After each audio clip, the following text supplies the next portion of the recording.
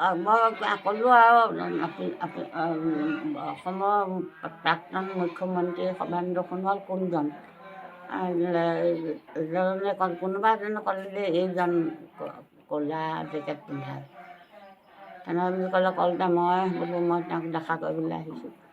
মোৰ বহুত দিনীয়া মনৰ কথা এটা তেওঁক প্ৰকাশ কৰিম আজি।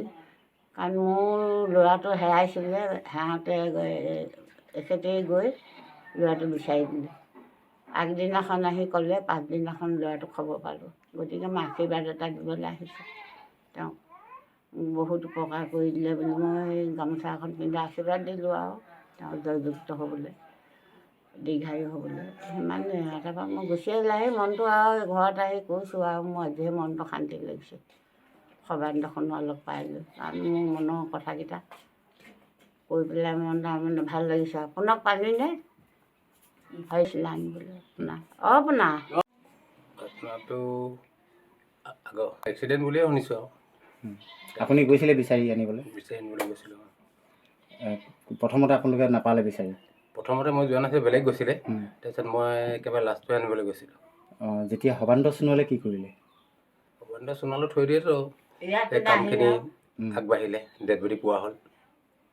অঁ, মৃতদেহটো সৰ্বানন্দ সোণোৱালৰ পিছতহে যোগাযোগ কৰাৰ পাছতহে পোৱা হ'ল? যোগাযোগ কৰাৰ পিছতে পোৱা মানে আপোনালোকে 2-3বাৰ গোৱাৰ পিছতো মৃতদেহটো পোৱা নাছিল?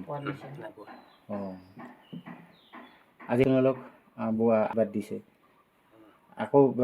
আকৌ প্ৰথম আহিছে নেকি নিৰ্বাচনৰ? আগত নাই, সেই তেতিয়া ইয়ালৈ আহিছিলে ন, আমাৰ ঘৰলৈ আহিছিল তেতিয়া খবৰ ল'বলৈ। অহাৰ পিছত আজি দ্বিতীয়বাৰ আহিছে? তৃতীয়বাৰ আপোনাৰ কি হৈছিলে এই বাবাৰ? কি হৈছিলে ঘটনাটো? এতিয়া দুৰ্ঘটনা বুলি আমি গম পাওঁ। ৰেলত যাওঁতে লগৰীয়াই মাৰি পেলাই দিলে বুলি। এইটো 2004 চনৰ ঘটনা। পাহৰিছোঁ।